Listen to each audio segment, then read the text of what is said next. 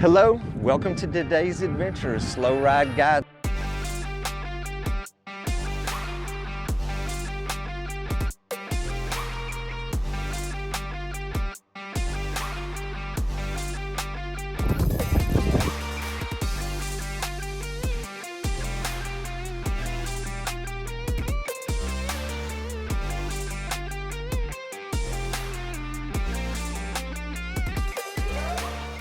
Another beautiful day out here on the water. We got some great friends fishing with us today.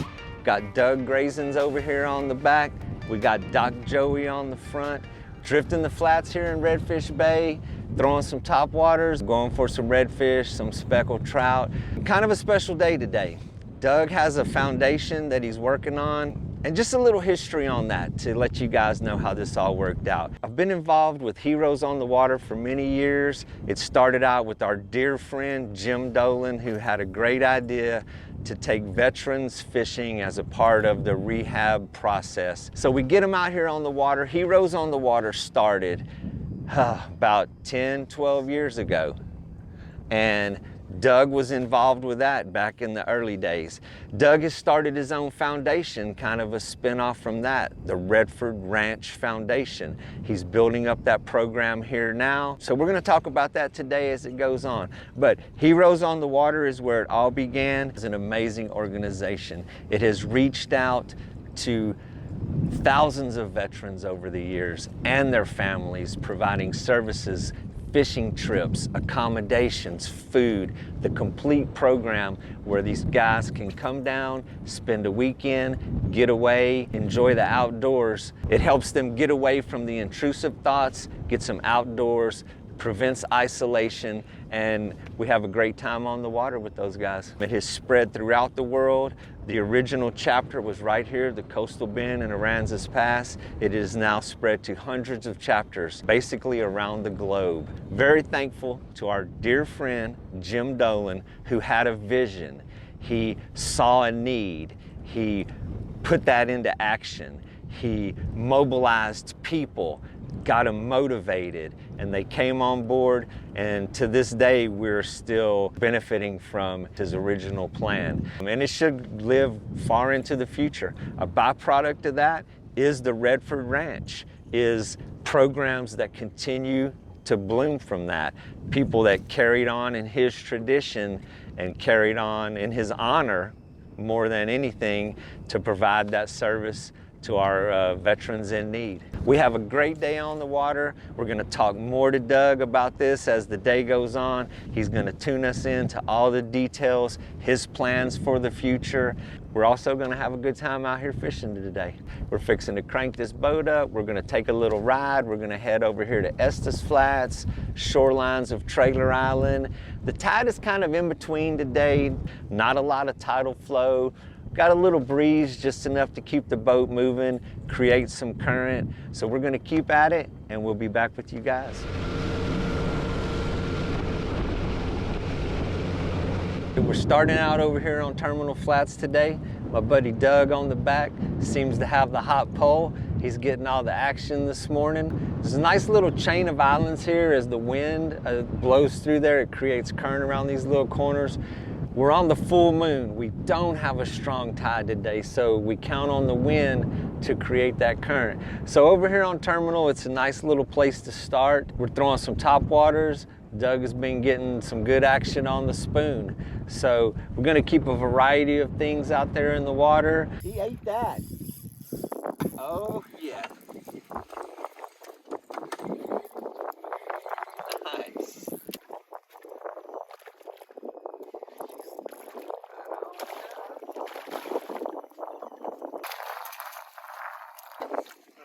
Fish.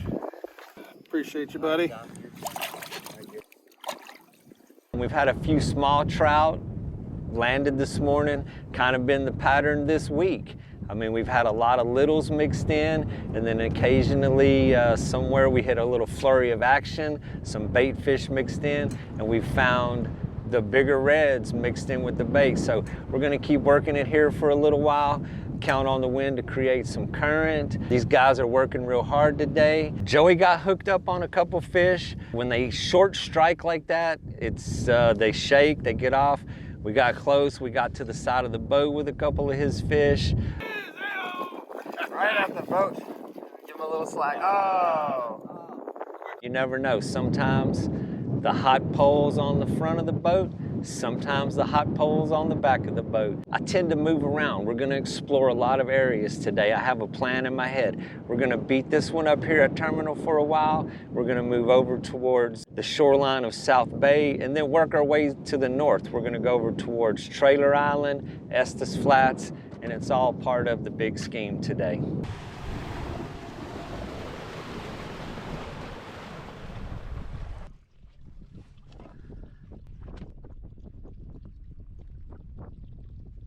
We had a great trip around the bay this morning. We actually traveled a few more miles than I do on most days in search of some fish. A lot of littles along the way. Doug bailed us out today. He pretty much caught the big ones that we put in the boat, a couple nice redfish. Joey shook off a couple more trout at the edge of the boat. Fun day fishing. But here we are now on Ransom Flats. We're gonna take some time to talk to you guys about Redford Ranch. We had a good time fishing today, but these guys have a larger mission that is going to reach out to other vets, you know, to prevent the isolation that they feel, to get them outdoors, to bring their families with them. And we're gonna spend some time learning about the details of that and where the future of that program is headed. Doug just landed a nice red right as we pulled up. He's throwing the Nacho Daddy spoon today. He loves that little spoon when he comes out and fishes with him. It's always one of his favorite. Caught a nice little redfish. And what's been happening is, it's kind of funny, you know, they headbutt it is his term that he uses. As it's coming and you feel them bump it, just real lazy fish. And then we caught one being careless.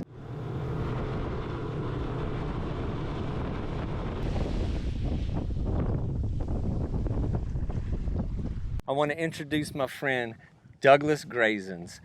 We go way back through the Heroes on the Water community and just a good fishing friend. So we get to spend a lot of time out here. It's amazing the friendships that grow from different associations. And you start fishing one day and you have guys that stick with you for a lifetime. So I'm gonna go ahead on and I'm gonna let him introduce himself. And due to technical limitations, we're gonna be passing our microphone back and forth. Thanks, man. So my name is Doug Grazins. I served in the Marine Corps and deployed to Iraq in 2007, 2008. I was a military brat. I grew up all over. My dad was in the military for 24 years. I have a brother who's in the Army.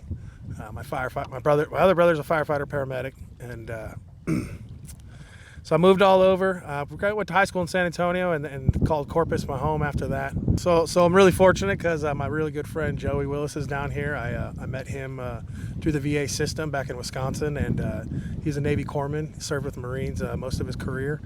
We were in Iraq at the same time, different units, and we've become real good friends over the years, and I'm real glad he got to tag along today. So I met Dean through Heroes on the Water. All right. In 2013, my best friend passed away on November 22nd that year, and he took his own life due to PTSD.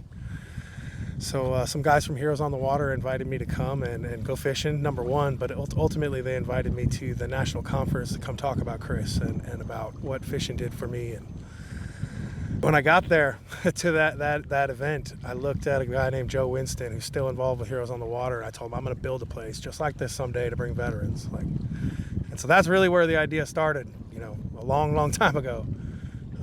It's kind of grown to what it is now. We've got a 5 acres that we were able to purchase. We've got a team working on things. We're working to build a handicap accessible facility here in Aransas Pass. And the idea of Redford Ranch is, our slogan is healing through passion and purpose. And what that means to me, and what that means is we want to help people find their purpose. And like, some people don't even know what their passion is, but the bottom line is that people who have a purpose and are passionate about something don't take their own life. And I think that it's just not as complicated as we make it. And we got to get to know these guys and these folks and listen to their struggles and listen to what gets them excited. Like, some people don't know what it is. So you got to be willing to try new things. Like, it was always described to me as a toolbox. You know, and my toolbox is fishing, along with other things like fly tying and things that involve fishing. But I know that's not what works for everybody. And so that's what I want Redford Ranch Foundation to be. Is we just want to get the people that deserve it and need it most to a point where they have a reason to keep going. And thank you very much for all the things that you do, Doug, along the way.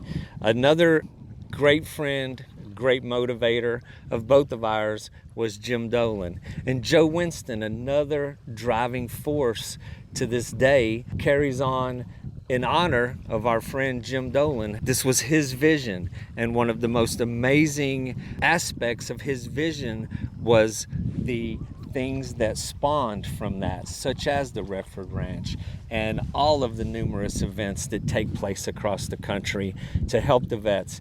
And yes, there is a need. We all have dear friends who are no longer with us. And in honor of those people, we strive to do better. We strive to prevent that from happening again. We do not want those guys and girls to be gone in vain. We do not want them to be forgotten. So thank you very much. And in honor of those, we always thank you for what you do and your vision of the future. And then we're going to get Doc over here, and then we're going to follow. We're going to have him help us understand why there is a need for this. A little more understanding of the feelings and the stuff that these guys are going through. Doc Joey, he's going to, and he's lived it. He's been there. Navy Corpsman, Marine Corps for many years. It's one thing for some of us to sit around and think about what's going on. He's going to tell us the real deal, but it is the reality of the situation that's out there, and we want to do our best. So we're going to let Doc Joey introduce himself, and then we're going to talk a little bit about that. Hello, I'm Doc Willis. I served alongside infantry Marines for quite a few years. I was in combat 04-05 in Yusuf, Iraq. I guess what I can only really talk about my own journey, my experience. I never would talk for anybody else. But I know when I came back, there was nothing that could compare, or nothing would prepare me to be in combat one day and then be back home in the civilian world the next, just because of air transport and the way that it is. So you literally could be fighting the day before and then be back in the civilian world the next day. And without the right amount of transition or decompression, nothing feels natural or right to you anymore. You know, things don't move right, they don't look right, you feel out of place. You have a lot of difficulty with safety and trust. So you don't trust anybody and you don't feel safe anywhere. So a lot of veterans will isolate and they'll stay inside. And that isolation it serves a purpose because you create a sense of safety for yourself. But the isolation takes away your purpose and takes you into kind of a rabbit hole or down spiral of depression. And then when you start to do nothing, you start to feel like you are nothing. And so what organizations like this do is they kind of prize you out of that. Even though you feel safe in that spot, it's not a healthy spot to be in. And organizations like this get you out with other veterans where you feel, okay, you got a sense of trust because these are other veterans. And if these people are working with veterans, I can trust them too. So then you start building a network of trust, and you're getting outside, you're getting outdoors, and starting to break that cycle of isolation. You know, it's just one of many things, but it's one of the most powerful things. Once you can get there, once you can push yourself out of your comfort zone, this has been one of the most beneficial things for me to kind of reconnect back with nature, just be and look at the beautiful world outside you and say, hey, there is something to live for. It's not all hopeless, and I don't have to feel helpless, and I can do something about it, and I can help others by encouraging others to get out here. And you know what's interesting also, you know, we hold our vets in such high regard. We value what you guys have done for us. And to me, it's always been tough to understand how, you know, we praise what you do, and still it's tough for the vets to hold that as a goal or honor. They're very modest. They always put that in the background. And the vets that I've, fished with along the way, I've got to know real good, and I hear some amazing stories, but they never want attention for that. And when they come home, there's ceremonies and there's such where people want to give attention, but it's a different world. It's a different feeling that, of course, I can never experience. It's just from talking to people and hearing the stories. There's a lot of instances, and that brings up a good point, and it kind of talks a little bit to what we call moral injury, where you can have something amazing, two things can happen on the same timeline. Let's say you save a buddy, but in saving a buddy, you also have to take a life, or an innocent gets in the way. And so you have this tragic event and this life-saving thing happen on the same timeline, and your brain just squashes them together as one ugly event. So when someone praises you for something good, you're piling in all that other stuff you feel guilty about, and you're like, why would you praise me when I did something so horrific? And I think that speaks a lot to what we now know as moral injury, because the rational human being isn't supposed to like or enjoy some of the things you have to do in the process of combat. The human mind isn't equipped to see the things you have to see, mutilated and mangled bodies, things like that, especially when they're your brothers.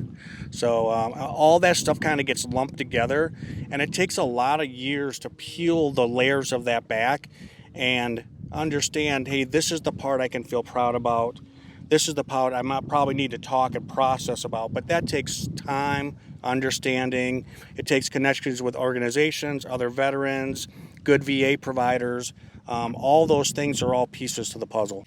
Well, we've tried to do our part, and hopefully the activities that we provide and getting the families out, and it's a family affair. I mean, it's the soldier, the corpsman, the veteran, no matter where they came from, it is a support group. It's about their family, and getting them out here on the water, spending a day away from that, hopefully is a part of that therapy, and I guess it can help the mind go to a happy place, even if it is for a short time, and not revisit those events. So thank you very much for what you do. We're going to bring Doug back in for a little wrap up here. We're going to talk about some more specifics of the Redford Ranch. Yeah, I had a good time being out here. Thank you very much. Every veteran can say this, but I've been involved in crisis intervention with veterans for the better part of a decade now. And we call it the Lance Corporal Underground in the Marine Corps, but there's a network and an underground of veterans all over the country who are willing to sit and just listen to you. And the reason Redford Ranch is here is because I'm at capacity. More can be done, but I can't do any more by myself. And that's the purpose of Redford Ranch, is we got to be a force multiplier and help all these other organizations that are doing amazing things reach more people. Doug has put together his vision of how to help people.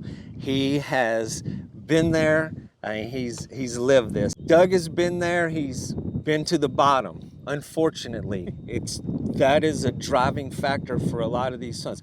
He knows firsthand what it takes to do that. So all of those put together has created the vision of what he wants his place to be. And the activities are there, and then how we can get people involved with that. So the facilities will be located here in Aransas Pass on a 5-acre lot that we have purchased right stone's throw up the road from Con Brown Harbor.